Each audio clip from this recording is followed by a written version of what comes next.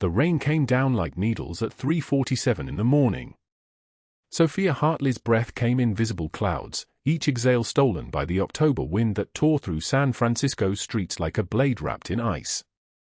Her left eye was swollen shut, the socket darkening to the color of plums, and across her throat lay the unmistakable shape of hands, purple fingerprints, each one a word Douglas Hale had tried to choke out of her before she ran. She moved through the darkness on legs that didn't feel like her own anymore, one arm cradling her ribs where his fist had connected, the other hand clutching a small card so worn the edges had softened to threads. The prayer card. Her mother's prayer card. The only thing of value she had ever owned. The streets were empty. Dead leaves skittered across the black pavement like something alive and fleeing. Her coat, thin polyester, the color fading to gray, offered no warmth against the wind that seemed determined to push her back, to force her into the apartment she had just escaped, back to Douglas Hale's hands, back to the sounds coming from his bedroom that made her stomach turn to ash. She had made it 3 blocks when she saw the figure. A small shape, no more than 4 feet tall, lying face down on the rain-slicked sidewalk in front of a closed deli. Pink pajamas soaked through. Bare feet. A child. Sofia's entire body went still. For one moment, one single moment, she considered walking past. Her sister Elena needed $125,000 in 6 days now. Sofia had $78 in her checking account. 78. She had no food in her closet. No future. No reason to stop. But the child was not breathing. Or if she was, Sofia could not see it. Sofia dropped to her knees despite the pain that screamed through her ribs. Her swollen hand found the girl's wrist, searching for the pulse point the way her mother had taught her years ago, before everything fell apart. There. A flutter. A heartbeat so faint it felt like a secret the girl was trying to keep. Hey! Hey, baby, wake up, Sofia whispered, her voice barely holding together. You need to wake up. The child did not move. Her skin was ice. Her lips had started to blue. Sofia peeled off her own coat, the worthless, paper-thin thing that had never protected her from anything, and wrapped it around the girl. Then she bent her knees and lifted. 60 pounds of dead weight. Maybe less. The child weighed almost nothing, which somehow made it worse. The girl was so small, so fragile, so completely vulnerable in a world that had clearly already begun to swallow her whole. 3 blocks. Sofia didn't know where she was going. She only knew that this child could not die on a sidewalk in San Francisco while she walked away. Not when she had a heartbeat left in her body. The wind cut through her thin shirt as she moved, stealing her breath, and the city transformed around her. The shabby residential blocks gave way to something different, a tall building with dark stone and steel doors, the kind of place that announced to the world that it was not for people like her. Armed men stood at the entrance, their suits expensive enough to pay Sofia's rent for 3 years. They didn't even glance at her as she approached. People like Sofia were invisible. But the girl was visible. The unconscious child in pink pajamas was very visible. Please, Sofia gasped, still moving toward them. Please, she needs help. She needs. One of the guards moved to stop her. But the door behind him opened, and the guard's entire body language shifted. Changed. Became smaller. A staircase descended into the building, concrete stairs that went down, and rising from below came the smell of cigar smoke and the low murmur of men's voices. Rich men. Dangerous men. The kind of men Sofia had learned to fear the way other people feared God. She descended anyway because the child in her arms had no pulse point left to speak of, and up here there was only the October wind and death. The underground room emerged from shadow like something from a nightmare you couldn't wake up from. Green felt tables. Stacks of cash arranged like modern art, 1 pile, 2 piles, 3 piles reaching toward the ceiling. 20 men in suits, every single one stopping mid-game as a bleeding woman stumbled into their poker room cradling a limp child. At the center table sat the man. Nicholas Calabrese was 48 years old but looked carved from something harder than flesh. His dark hair was brushed straight back from a forehead that carried no wrinkles because his face simply did not make expressions anymore. His face was a mask hammered into place years ago. A scar ran from beneath his right eye to his jawline, white and permanent, the kind of scar that came from being young and underestimating your enemies. He wore a suit that cost more than Sophia's annual salary, the jacket open to show a white shirt with the top buttons undone, gold visible at his throat and on his fingers and at his wrists where a watch ticked away time that belonged to him alone. His eyes were the color of a winter sky the moment before a storm. They landed on Sophia and the child, and in that moment, something in the room shifted. Not visibly. But the men sensed it the way animals sense an earthquake before it comes. Nicholas Calabrese stood. The motion was simple, unremarkable, a man rising from a chair, but every person in the room responded as though he had pulled a gun. His lieutenants, the broad-shouldered men called Enzo and Franco, they both moved forward, then stopped, reading the expression on his face that was not an expression at all, which somehow was worse. She was alone, Sophia whispered, and her legs gave out. She sank to her knees on the marble floor of that underground poker room, still holding the child. I found her alone on the street. She wasn't breathing. She wasn't. Her vision blurred. The room tilted. The last thing she saw before the darkness took her was Nicholas Calabrese's eyes, those winter storm eyes, looking at his unconscious daughter the way a man looks at the end of the world. The way a man looks at everything he has already lost. But what Sophia did not know, as her consciousness slipped away on that marble floor surrounded by stacks of cash and the stunned silence of 20 dangerous men, was that the person who held his daughter was the same person who had saved her life. She had no idea that the man staring at her with something breaking behind his carefully constructed walls was Nicholas Calabrese, a man whose own brother had once betrayed him, forcing him to choose between the mercy that kills you and the survival that turns you into something with no name. She did not know that mercy had lost that choice years ago and had stayed lost ever since. Until tonight. Before we continue, drop a like if this story hits you. Share it with someone who needs to hear it and subscribe so you do not miss what is coming tomorrow. Now let us go back to the beginning, to 7 days earlier, when Sofia Hartley's world was still intact, crumbling, but still holding together by the thinnest possible thread. 7 days. That is how much time she had left. The clock on the wall of Sophia's room read 4:33 in the morning when she opened her eyes. She had not slept. She rarely slept anymore. Sleep felt like a luxury reserved for people with futures, and Sophia had stopped believing in her future somewhere around the time the foreclosure notice had arrived at her sister's apartment in Oakland. Her room was a converted closet. That is not a metaphor. It was literally the walk-in closet of the Langford family's guest bedroom, now cleared of their designer clothes and fitted with a narrow cot, a plastic chair, and a shelf containing everything Sophia owned in the world. $1,200 a month, and this was the roof it bought her. $1,200 that was supposed to go to her sister Elena, but Elena never received the full amount. Douglas Hale, the household supervisor, took whatever he wanted before handing her the remainder, and he wanted most of it. Sophia sat on the cot and counted the bills in her checking account the way other people counted heartbeats. $120 in her account. Minus the money she owed for next week's groceries. Minus the Metro card she needed to get to the clinic on Thursday. $78. That is what she would have left at the end of today. 78. Her phone buzzed. A message from Elena, sent at 2 in the morning because Elena had not slept either. The message contained no words, only a photo of a hospital bill and a number in red, $125,000. The debt collectors had given Elena 7 days to produce it, or they would begin breaking her fingers. That is what they had said to her, standing in the waiting room of the clinic where Elena had gone to find out why her hands had started to shake. Breaking her fingers. One at a time. Starting with the small ones. Elena was a violinist. Her hands were not just hands. They were everything.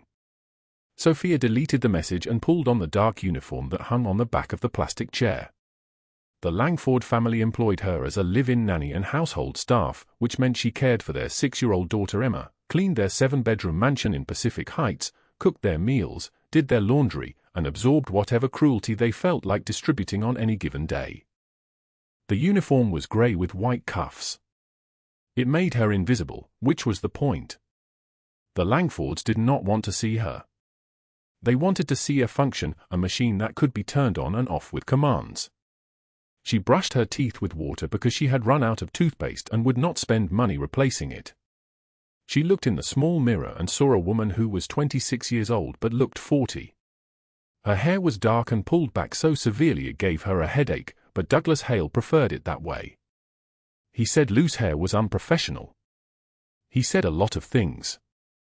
Most of them involved her debt, or her status, or what would happen if she tried to leave. "You are here on a visa," he had said 6 months ago, his hand around her arm. "If you cause problems, I have friends in immigration. You will be on a plane back to the Philippines before sunrise." She had believed him.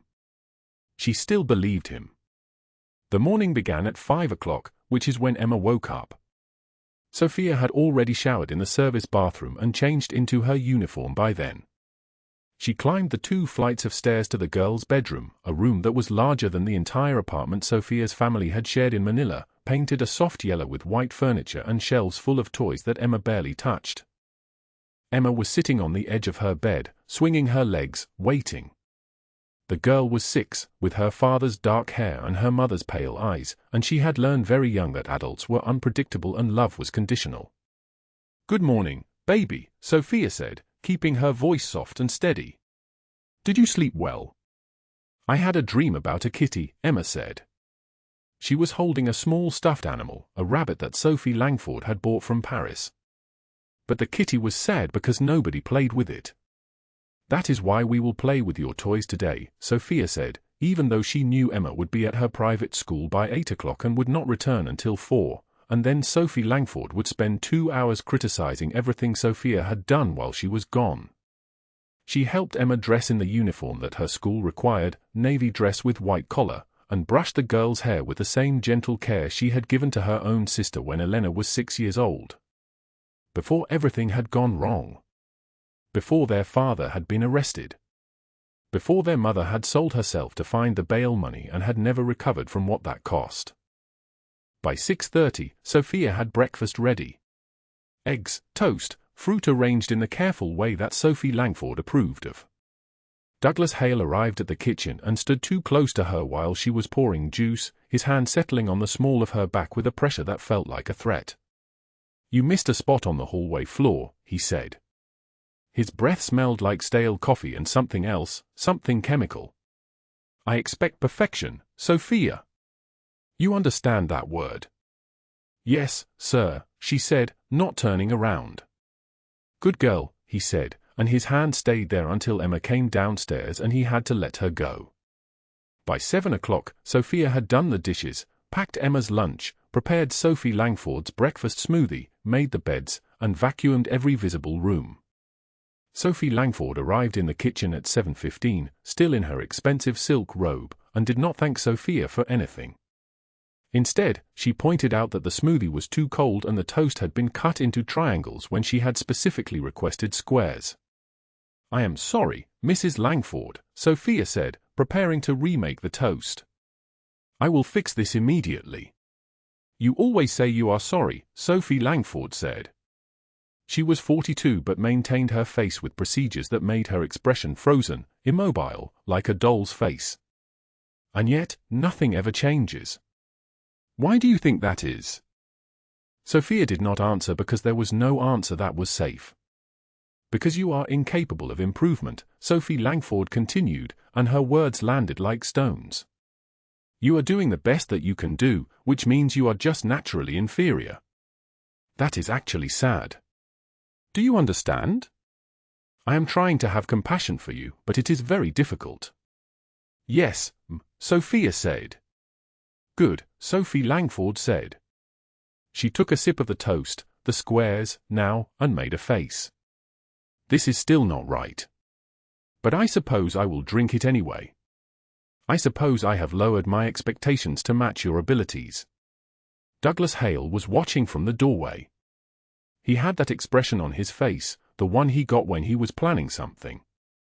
Sophia felt her chest tighten. By 3 o'clock, she had earned $43 more, bringing her total to exactly $121. Elena still needed $125,000.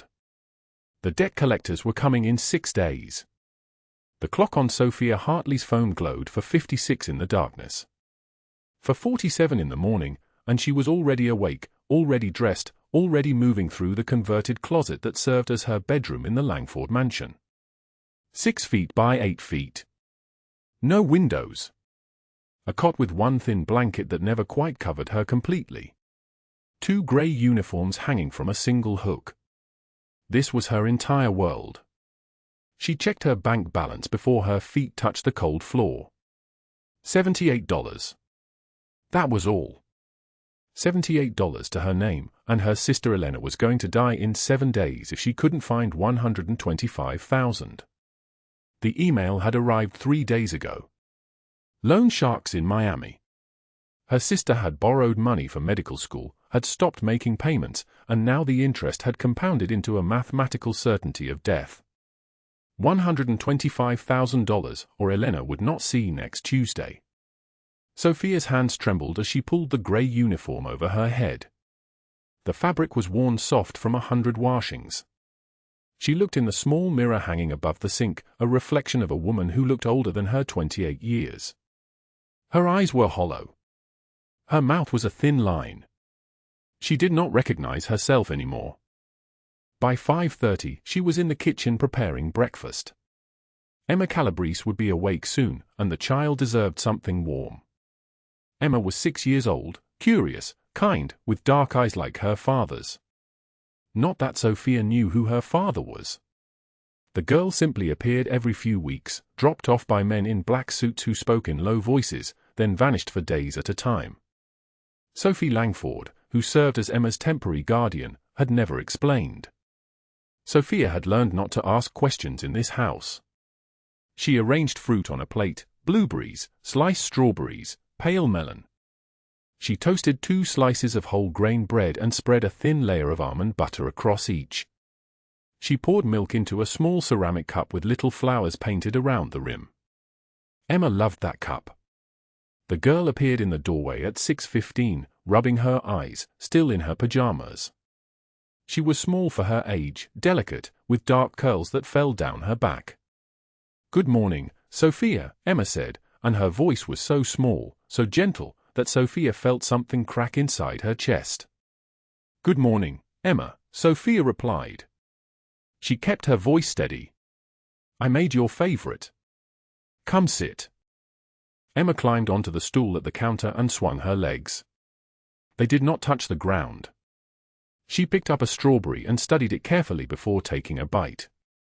"Sophia, will you help me with my homework today?" Emma asked. "Of course," Sophia said. "What is it about?" "Numbers," Emma said. "Miss Patterson says I need to learn addition and subtraction. But I do not understand why some numbers go away." Sophia sat down beside her, and for the next 20 minutes, the world shrank to just the two of them. She showed Emma how to count on her fingers, how 5 and 3 made 8, how 8 minus 2 left 6. The child's face brightened as understanding bloomed. Sophia felt something warm kindle in her chest, a small flame in the vast cold. But at 8:15, the flame was extinguished. Douglas Hale appeared in the doorway like a shadow. He was 42, with graying temples and a cruel smile that never reached his eyes. He wore a tailored suit that cost more than everything Sophia owned. A Rolex watch caught the morning light on his wrist. "Sophia," he said, his voice smooth as venom. "A word in the pantry, please." Emma's hand went still. The child looked between them, sensing something dangerous. Sophia's stomach contracted. She squeezed Emma's shoulder gently. "I will be right back, sweetness. Finish your breakfast." She followed Douglas Hale into the pantry. The door closed behind them with a soft click. There were no windows here. Just shelves of expensive food, canned goods imported from Italy and France, chocolate truffles in gold boxes. "There's been an accounting error," Hale said. He did not turn to face her. He was examining a bottle of organic olive oil, turning it slowly in his hands. Your last 2 paychecks. $2,400. You were overpaid. Sophia's mouth went dry. But Mr. Hale, I worked every hour. I have the timesheets. I can show you. The timesheets are falsified, he said, still not turning. Fraud. You padded your hours. He turned then, and his eyes were like flat stones. You're here on a work visa, aren't you? It would be a terrible shame if immigration received a call about fraudulent employment records. Very terrible.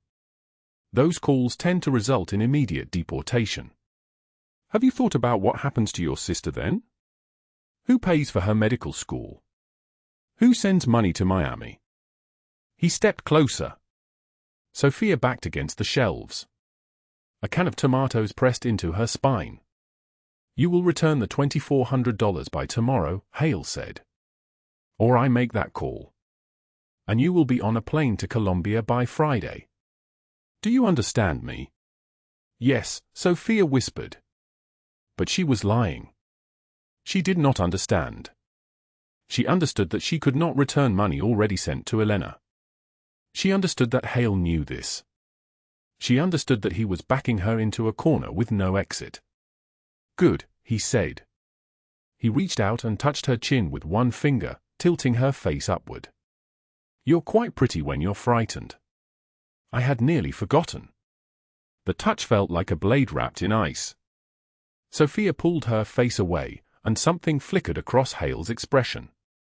Anger, perhaps. Or hunger. He let his hand fall. Tomorrow, Sophia.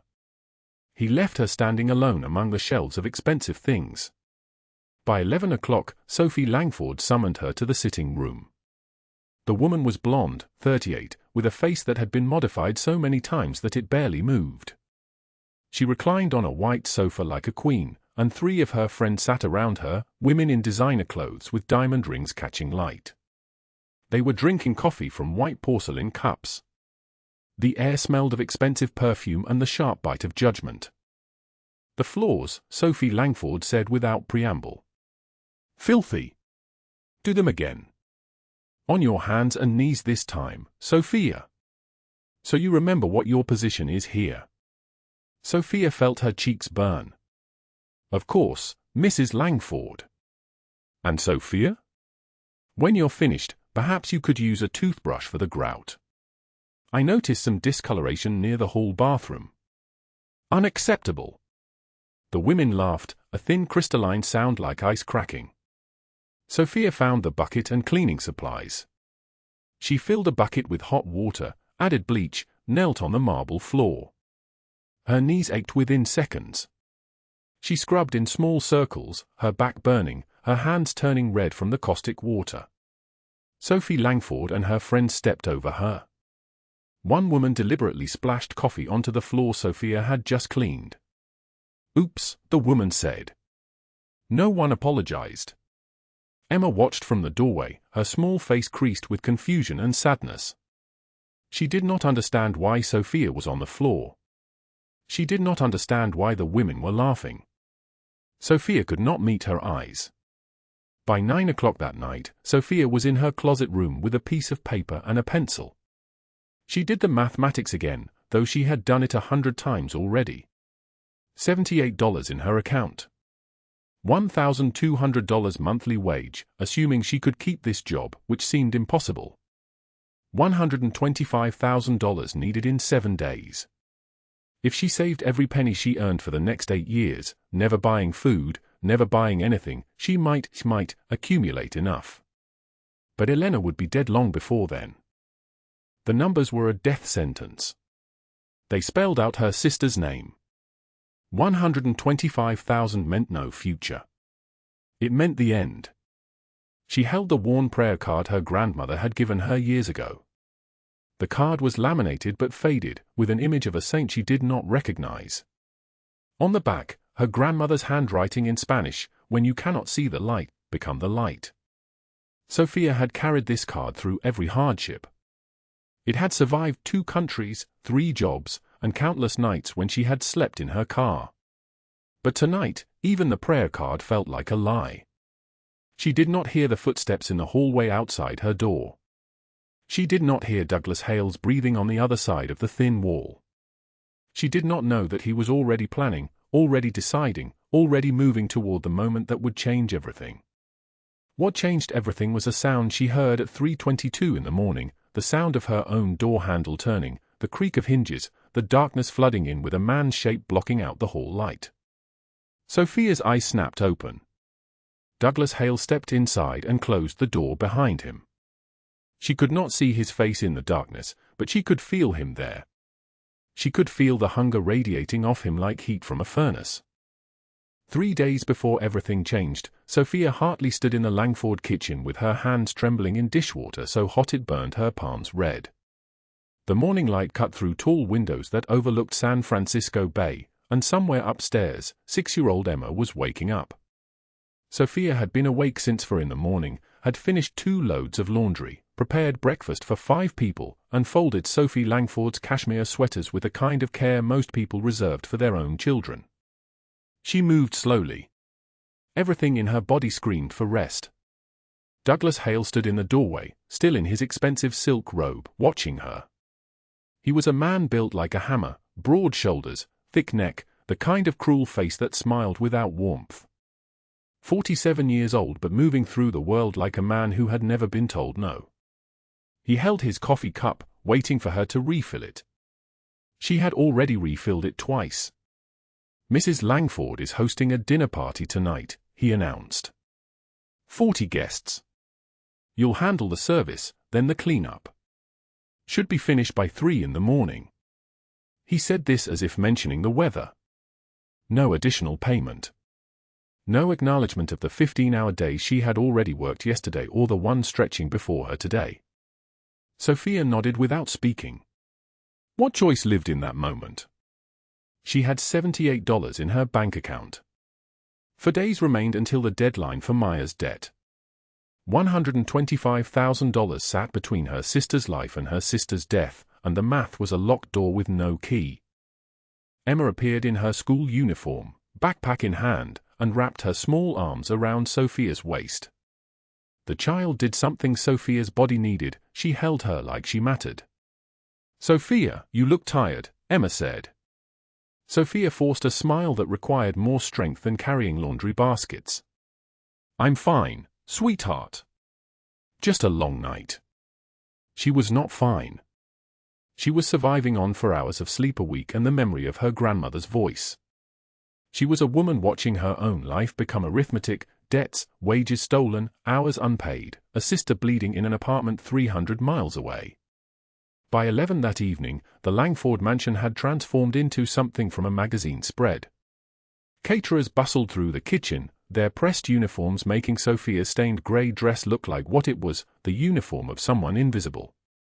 She carried a silver tray of champagne flutes through rooms filled with people who owned more than her family had earned in generations.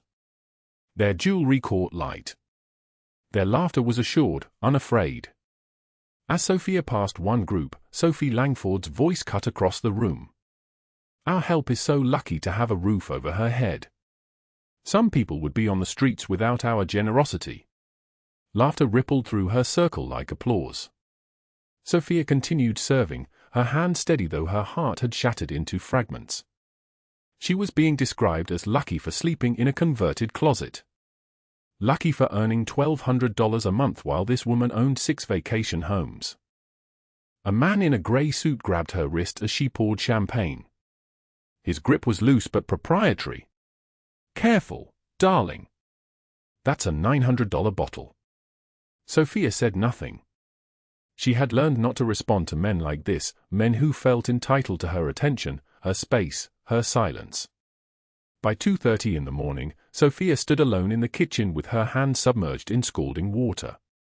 Dishes piled before her like accusations. Her phone buzzed. She didn't want to look. She looked anyway. Maya's text came with a photograph. Bruises covered her sister's arms in dark purple patterns. The message read, "They came to the apartment. For days left. Please, Sophia, I'm scared. Sophia's hands fell from the water. The photograph blurred through her tears. For days. That deadline had been counting down inside her chest like a bomb. She leaned against the sink and let herself cry silently, the way she had learned to cry, without sound, without moving, as if grief itself was a luxury she could not afford. Douglas Hale entered through the back door. He carried the smell of party wine and cigarette smoke. His tie hung loose around his neck, and his eyes had that glassy quality that meant he had been sampling the expensive bottles. He moved toward her with the kind of slowness that made her skin crawl. Still awake, Sophia? Such dedication. His voice had become thick and dangerous. She stepped back. Mr. Hale, I've finished. I'm going to bed. He moved to block her path. His body filled the space between her and the door like a wall. Not so fast. We need to discuss your debt to this household. His hand closed around her arm. Not gentle. Not casual. Possessive. Don't touch me. The words came out before fear could swallow them. His face darkened to something unrecognizable. You don't give orders here. He shoved her backward. Her back slammed against the cold granite counter. His hand closed around her throat. Sophia gasped, clawed at his grip. Her vision spotted. His fingers pressed into her windpipe with the certainty of someone who had done this before, someone who knew exactly how much pressure left marks but not permanent damage. He leaned close enough that she smelled his wine-soaked breath. You're nothing, he whispered. Remember that. He slammed her head against the cabinet. Pain exploded through her eye socket like white lightning. When he released her, she collapsed onto the kitchen tile, her body unable to hold its own weight. Blood trickled from her eyebrow. She tasted it, copper and salt and the flavor of survival. Hale straightened his shirt as if nothing had occurred. Clean this up before anyone sees. He left her there on the cold floor. Sophia lay still for several minutes. Her left eye had already begun to swell shut. Purple fingerprints were forming on her throat in perfect detail, his hands mapped across her skin like evidence. She pulled herself up, gripped the counter, and looked at her reflection in the oven door. The woman staring back was unrecognizable. Destroyed. Erased. Her worn prayer card, the one her grandmother had pressed into her hands years ago, the laminated card with the saint she had never identified and her grandmother's handwriting in fading Spanish, when you cannot see the light, become the light, fell from her apron pocket. Sophia picked it up with shaking fingers. The words had always been a comfort. Tonight they felt like a lie told to keep the desperate compliant. She did not hear the small feet on the stairs above the kitchen. She did not know that 6-year-old Emma had awakened at the sound of her father figure's voice raised in anger, had crept to the hallway, and had witnessed everything from the shadows. The child had watched Sophia collapse and had made a choice that would change the course of everything that followed. What changed everything was the October night arriving at 3 in the morning like a judgment. Sophia walked out of the Langford house without planning to, without knowing where her feet would carry her. The October cold hit her like an accusation. San Francisco's wind came off the bay with the sharpness of a blade wrapped in ice, and dead leaves skittered across the empty driveway in patterns that looked like escape routes. Her breath came in visible clouds. Blood dripped from her eyebrow onto her gray uniform, the stains dark and damning. The streets were empty. This was the hour when the city belonged only to people like Sophia, the invisible, the desperate, those who had nowhere else to go. She walked without direction through neighborhoods that had never been designed for people in her condition. Past darkened storefronts.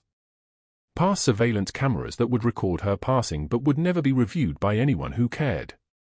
Her reflection appeared and disappeared in shop windows, a ghost moving through a world that had already forgotten her. At 3:35, she heard the footsteps behind her. They were small, rapid, desperate.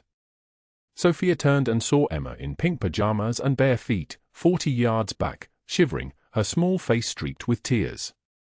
The child had followed her out into the darkness. Sophia's broken body moved on instinct alone. She ran back toward Emma despite the way her eye sockets screamed with pain, despite the dizziness threatening her balance. "Emma, what are you doing out here?" Her voice came out hoarse from the bruising on her throat. Emma's words tumbled out in gasps. "You were bleeding. Mr. Hale hurt you. I didn't want you to be alone." Sophia knelt down, wrapped the child in her thin coat even though her own body was trembling. "Sweetheart, you'll freeze. We need to get you somewhere safe." Emma shook violently. "I don't want to go back there. I want my daddy." "Where does your daddy live?" The question escaped before Sophia could stop it. She had never asked Emma about her father.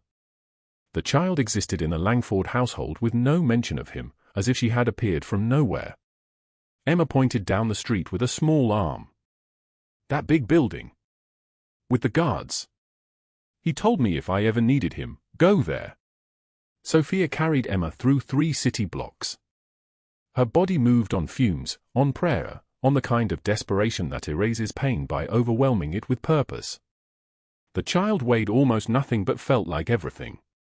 At 3:47 in the morning, they reached a building that looked more like a fortress than a house, 14 stories of dark glass and steel, guards visible at ground level despite the hour, and something in the architecture that suggested money and danger in equal measure. Armed guards stepped forward immediately.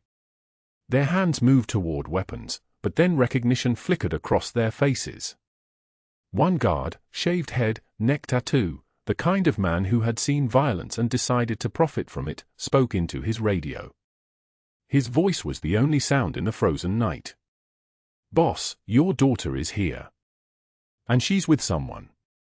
He looked at Sophia with confusion that quickly transformed into something else when he registered her injuries, the swollen eye, the blood, the handprints on her throat. "Who are you?" he asked. Sophia could barely speak. She was alone. "I found her. Please. She needs warmth." The guard's expression shifted to something that might have been respect. He gestured toward the door. "Come on. Downstairs." Stairs descended into the ground. Deeper. Further. Until the world above ceased to exist. The underground poker room existed in perpetual night. Green felt tables stretched beneath hanging lights that cast everything in sickly yellow. Cigar smoke hung so thick it seemed solid, creating layers of visibility and shadow. Stacks of $100 bills rose 3 feet high at the center table, $400,000 casually arranged like decoration. 20 men in tailored suits sat or stood around the room, shoulder holsters visible beneath their jackets, their faces carrying the particular blankness of people who had stopped feeling ordinary things. At the center sat Nicholas Calabrese. He was 41 years old and looked like a man carved from stone. Dark hair swept back from a face that had been burned by sun and violence both. A scar ran along his jawline, a permanent reminder of the night his brother Marco had tried to kill him, had tried to sell their entire family to the Rossi syndicate, had forced Nicholas to choose between mercy and survival. Mercy lost.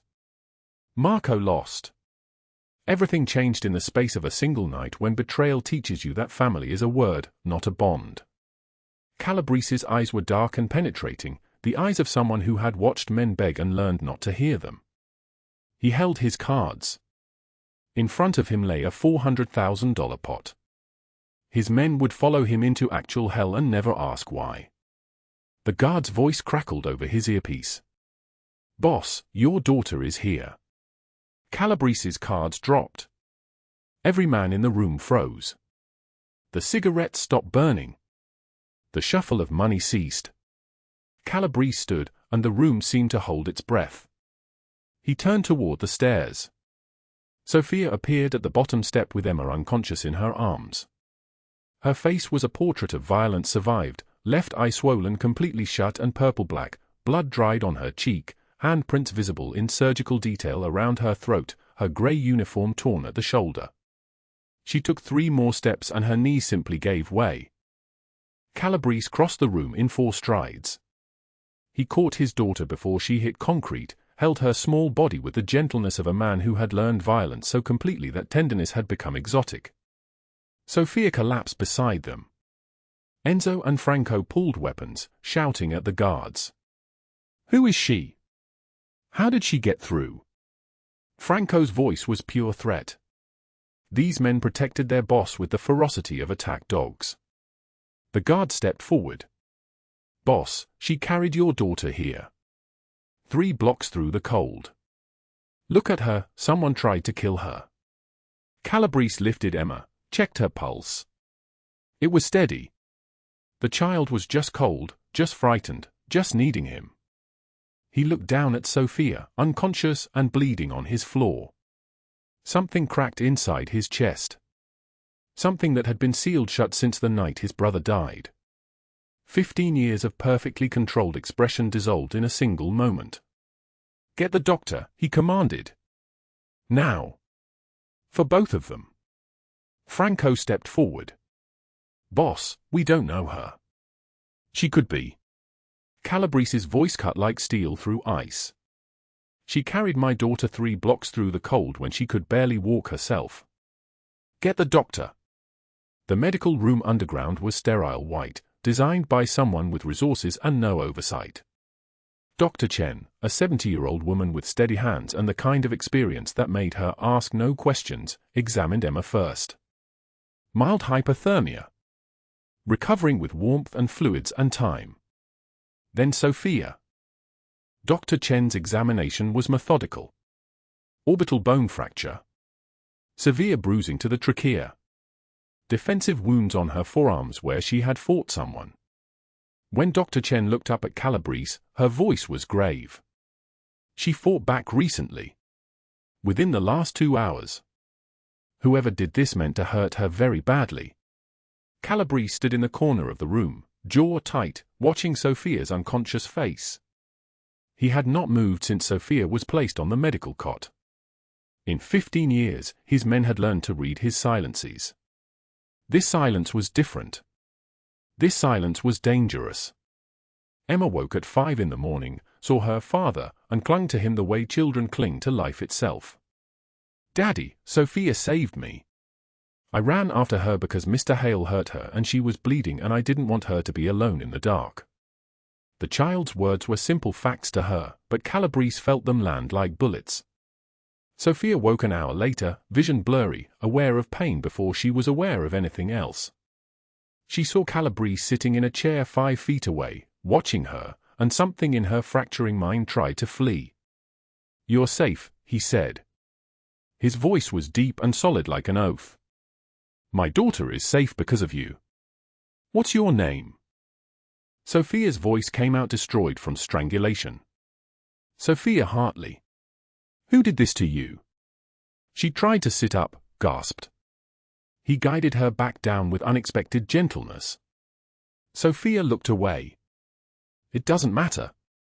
I need to go. I need to. Answer the question. Who hurt you?" So she told him. The words came in pieces: Douglas Hale, the Langford household, the stolen wages, the months of systematic theft, and then the violence of tonight, her voice breaking as she touched her throat. And then the thing she could not stop herself from saying. "I need $125,000 within 4 days or loan sharks will kill my sister. I have $78. That's all I have left in the world. I was so desperate I didn't even notice Emma following me and I'm sorry, I'm so sorry." She broke down. Not loudly. Quietly. The way women break down when they have learned that crying changes nothing. Calabrese sat silent for a long moment. From the doorway, Enzo and Franco exchanged a look neither had seen in 15 years. In their shared glance lived the recognition that something fundamental had shifted. "You saved my daughter's life," Calabrese said. "That creates a debt. I pay my debts. The $125,000, consider it handled. The man who hurt you will face consequences. You'll stay here until you're healed." Sofia stared at him. "Why would you help me? I'm nobody." Calabrese's expression did not change, but his voice dropped lower. "You're the woman who carried my daughter 3 blocks through the cold when you could barely stand.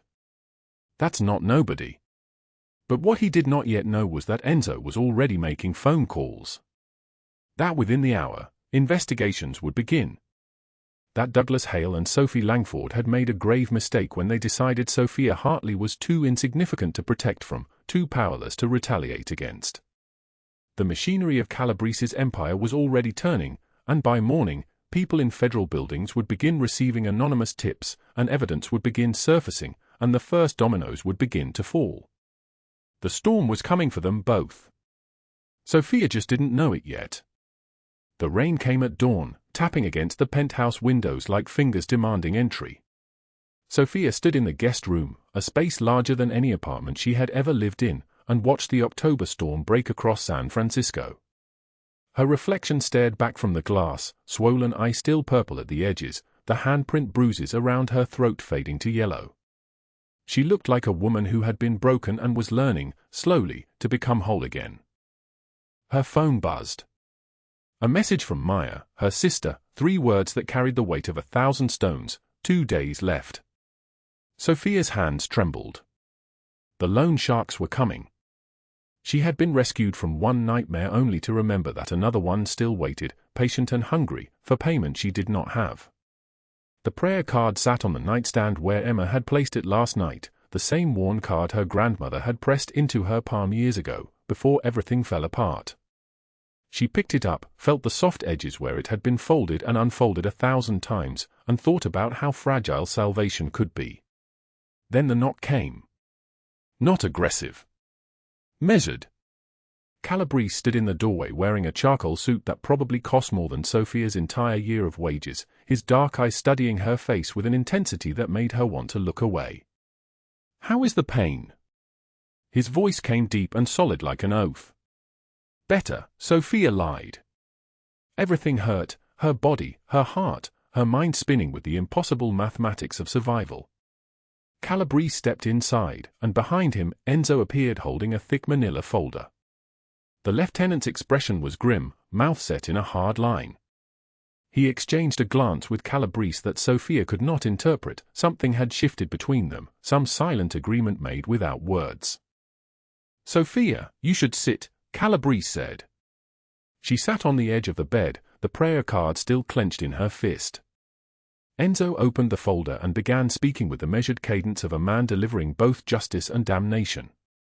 "Douglas Hale has been stealing wages from household staff for 7 years. Not just from you. From 43 people across 12 wealthy families. The total theft is approximately $890,000. Sophie Langford knew about it.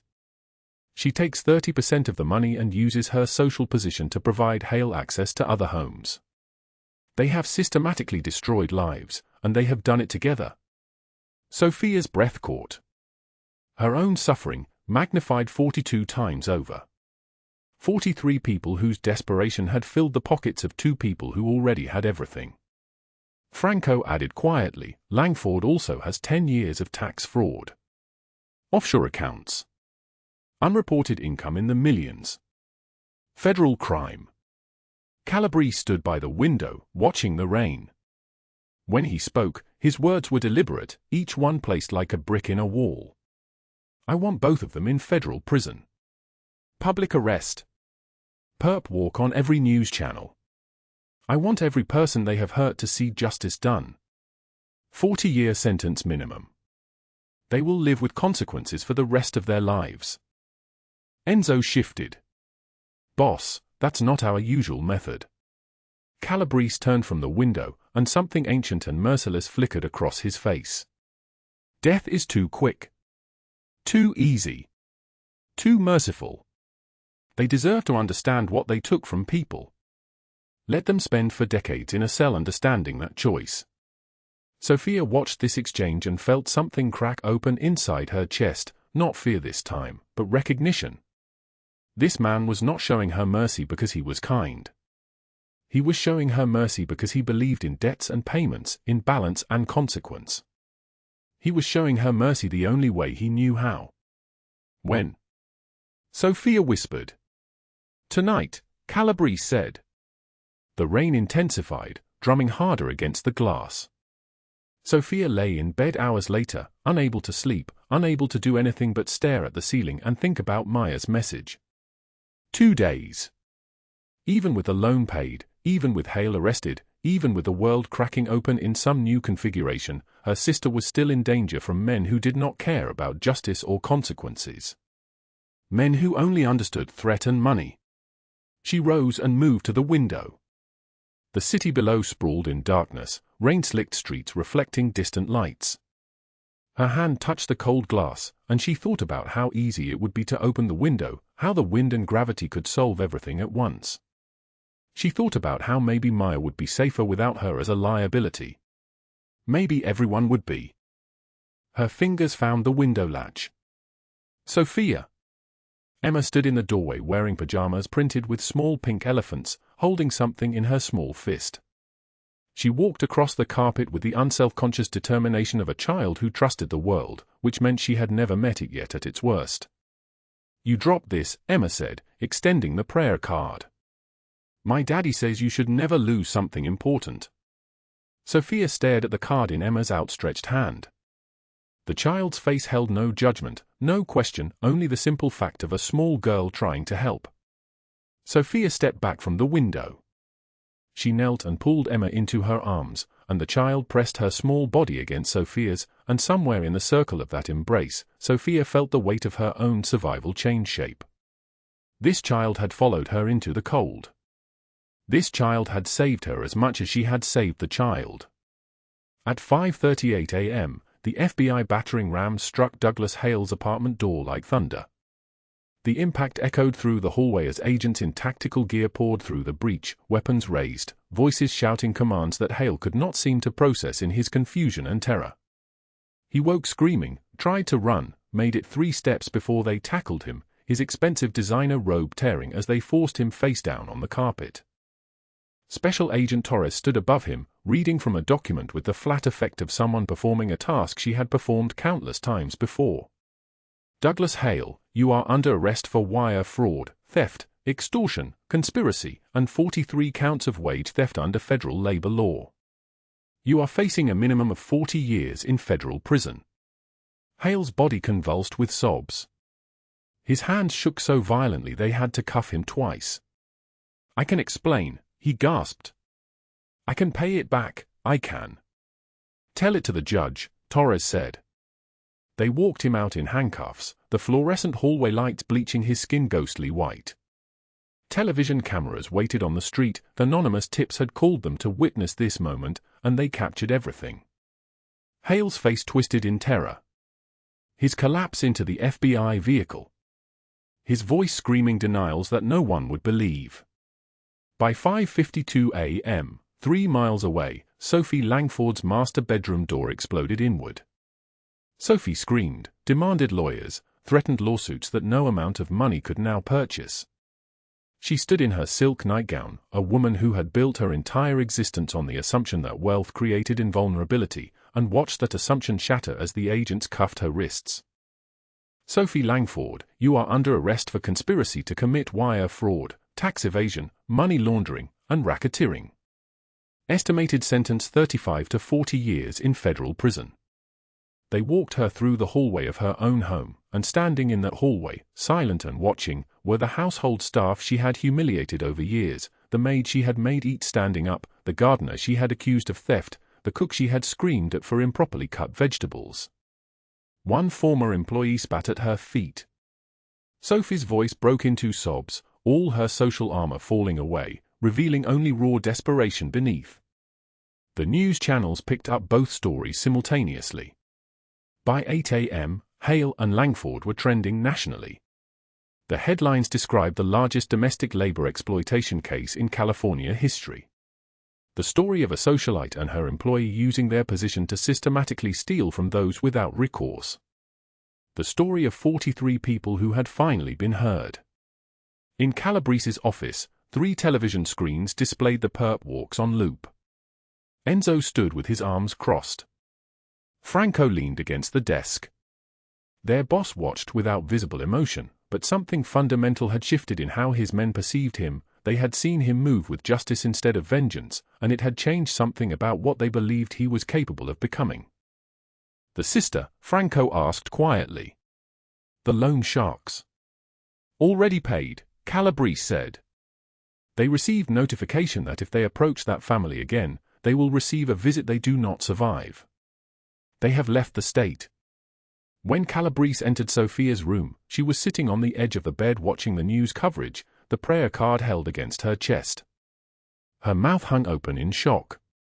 They arrested them, she whispered. I saw it. I saw. They will not hurt anyone again, Calabrese said. He stood in the doorway, keeping distance between them that felt deliberate, respectful. Douglas Hale and Sophie Langford will spend the next 40 years in federal prison. They will understand, every single day, what they took from people. Sophia's hands began to shake. Not from fear this time. From something else entirely. My sister. The money. How? Already handled, Calabrese said. The loan sharks have been persuaded to leave her alone permanently. Your sister is safe. Sophia stared at him, this man made of violence and loyalty and some code of honor she did not fully understand, this man who had moved his entire empire to protect someone he had met only hours before. I can never repay you, she said, and her voice broke like thin glass. Calabrese's expression softened, barely perceptible, but present. You saved my daughter's life. That creates a debt. I pay my debts. We are even. He paused at the threshold. You're not leaving until you're fully healed and have a plan for what comes next. That is not negotiation. That is simply what will happen. For the first time in longer than she could remember, Sophia felt something shift in her chest, not hope exactly, but the space where hope could possibly grow. She felt safe. Truly safe. And in that safety, she understood that her story had turned a corner from which there would be no return to who she had been before. Outside, the October rain continued its steady fall, washing the city clean, preparing the ground for whatever would grow next. 3 months after that October night, the bruises on Sofia Hartley's throat had faded to nearly nothing. The swelling around her eye had retreated completely. What remained was something else entirely, a kind of internal restructuring, like a building being rebuilt from the foundation up. She stood in the accounting office of Calabrese Properties, spreadsheet glowing on the screen before her, studying quarterly reports with the intensity of someone who had been given a second chance and refused to waste it. Nicholas had offered her the position 2 weeks after her release from the hospital. Property management for his legitimate operations, the front that moved money, yes, but also a genuine business with real buildings, real tenants, real purpose. The salary was listed as $78,000 annually. Enzo had caught the intentionality immediately. He'd pulled Nicholas aside that afternoon and said nothing except the number. You did that on purpose. Nicholas had simply nodded. $78 to nothing. $78,000 to rebuild. Symmetry mattered to men like him. Sophia had refused to accept it as charity. She arrived each morning at 7, before anyone else, and stayed until the numbers made sense. She studied lease agreements like scripture. She learned how to negotiate with contractors, how to read a balance sheet, how to sit across from men twice her age and speak with authority they had to respect. Her hands, which had once been raw from scrubbing floors, became calloused from holding a pen. Different kind of work. Same unbreakable resolve. Emma had taken to appearing in the office on Saturday afternoons when Nicholas picked Sophia up for their informal dinners. The 6-year-old would sit at the edge of Sophia's desk, chin propped on her small hands, watching her work with the solemnity of a child who understood that love was tied to presence. One afternoon, Emma asked quietly, "Will you stay forever?" Sophia had frozen. The simple question had weight that shattered something careful inside her chest. She'd looked at the child, at the dark eye so like her father's, at the trust so uncomplicated, and found herself unable to answer with anything but truth. "I want to," she'd said. Emma had climbed into her lap then, and Sophia had felt something seal shut inside her that had been splintering open since that October night. Thanksgiving came with Calabrese's private penthouse transformed into something that resembled a home. Long table, warm lighting from amber lamps, the air thick with the smell of roasted turkey and sage and garlic. Sophia helped prepare the sides, her hands knew how to move through a kitchen, how to build flavors. Emma sat between her and Nicholas at the table, small hands reaching for both of theirs simultaneously. The other guests, Enzo, Franco, Dr. Chen, a few trusted others whose names Sophia was still learning, watched their boss with an expression that bordered on wonder. Franco leaned toward Enzo and whispered something barely audible. 8 years, he said. Since his wife. He hasn't done this since before Emma was even born. Look at him. Nicholas was laughing, actually laughing, his hand on Emma's shoulder while she chatted about her kindergarten class. And he's smiling, Franco continued. I haven't seen that smile since before Marco sold him out. The name Marco landed like a stone. Sophia had heard it mentioned only once, in passing, and understood it was something none of them discussed. A door that had been closed and locked. That night, sitting on the edge of her hospital bed 3 months prior, Nicholas had kept his distance from the subject, and Sophia had not pushed. Some wounds required more time than a single conversation could hold. December arrived with sharp cold, the kind that made the city feel stripped down to bone. Sophia found herself alone on the penthouse balcony one late evening, the city spreading below her in constellations of light, while Nicholas moved through the apartment putting Emma to bed. The dry wind cut across the exposed skin of her face and hands, clean and clear. When Nicholas joined her at the railing, he carried 2 glasses of something amber, something expensive that tasted like caramel and smoke. Thank you, Sophia said. Not for the drink. For everything. He would understand. Nicholas was quiet for a long moment, his eyes on the city below. When he spoke, his voice came out different, rougher, older somehow. I was 33 years old when my brother Marco decided his gambling debts were worth more than family loyalty. He sold information about my operations to the Rossi family.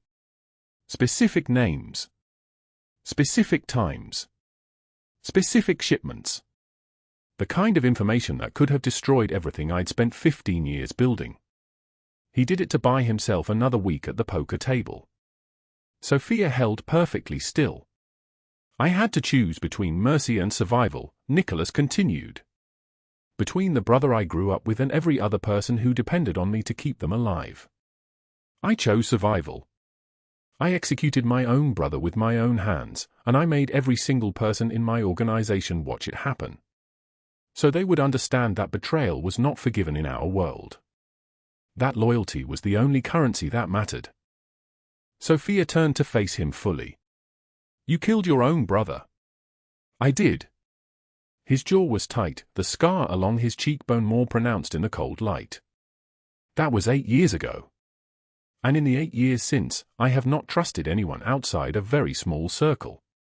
I have not hosted family dinners. I have not smiled at a table with people I care about. I rebuilt what Marco tried to destroy, but I rebuilt it alone. Until October. Until you appeared in the underground room carrying my daughter, bleeding and desperate, having no reason to save a child you did not know. You were broken enough that you could have walked away and no one would have blamed you.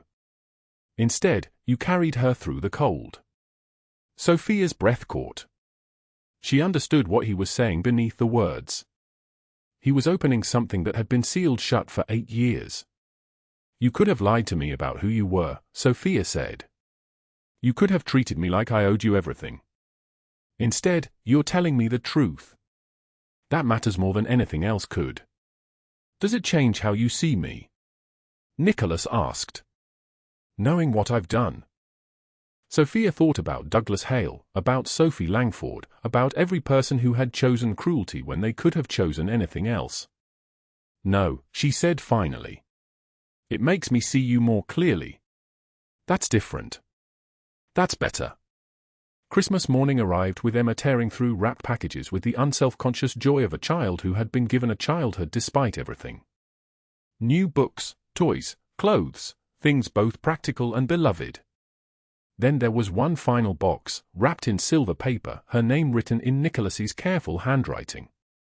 Sophia opened it expecting something small, something thoughtful but manageable. Instead, she found a folder, and inside the folder, a deed. To a house. In Sophia's name. Fully paid. In a neighborhood where the streets were quiet and safe, where the houses had yards, where children played without fear. Sophia stared at the document, unable to make the words hold still on the page. Nicholas, this is too much. I can't. Sophia. He said her name with that particular gentleness, the same tone he used when soothing Emma's nightmares. You've worked every single day for the past 3 months. You've earned everything yourself. The salary, the position, the respect of everyone in my organization. The house is just a place to put your life. You're not the desperate woman I met in October anymore. You're standing as my equal now. So I'm asking you, not as someone who saved you, but as someone who... He stopped. Something caught in his throat. Emma interrupted from the floor, surrounded by wrapping paper. Daddy likes you. He told Uncle Enzo you're the strongest person he's ever met. She said it with the uncomplicated certainty of a child stating a fact about the sky. I heard him. He said nobody has ever been brave like you are. Sophia's breath stopped in her chest. Nicholas shot his daughter a look that suggested they would be having a conversation about eavesdropping, but he didn't deny it. Sophia stepped closer. I spent 3 months thinking I owed you everything. But maybe this isn't about debt anymore. Maybe it never was, Nicholas said.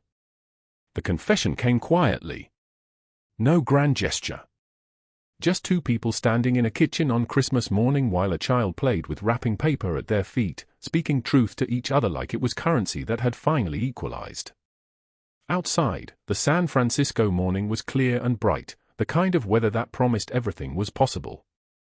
How did this story make you feel? Please leave a comment below and share what is in your heart. If you enjoyed this, hit that like button and subscribe so you do not miss what is coming tomorrow. Share this with someone who needs to hear it.